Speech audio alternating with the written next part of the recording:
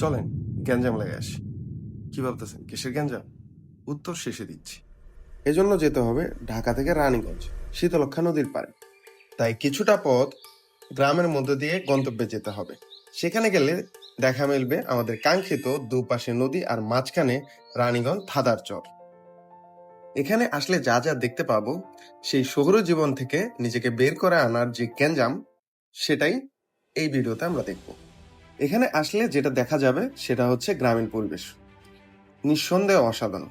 এটা ভাষায় বলার কোনো প্রয়োজন নাই। এটা চোখে যা দেখা যায় ক্যামেরায় তা দেখা যায় না, এটা মেনে নিতে হবে। এখানে আসলে প্রথমেই নদীতে নামতে হবে, এটা মিস করা যাবে না।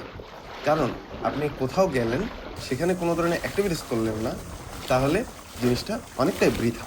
তাই প্রথমত নদীতে গোসল করতে হবে। এটা ছিল এই পাড়ের মূল গ্যাঞ্জাম।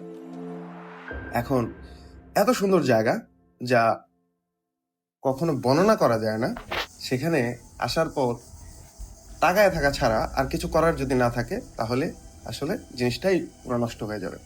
তাই প্রথমত জিনিসটাকে আমরা খুব এনজয় করার জন্য নদীতে নেমে পড়লাম। এখানে পরিবেশ যথেষ্ট ভালো এবং পানিও ভালো, তাই সব কিছু মিলে একাকার। তাহলে এই জিনিসটা এখানে এসে করতেই হবে।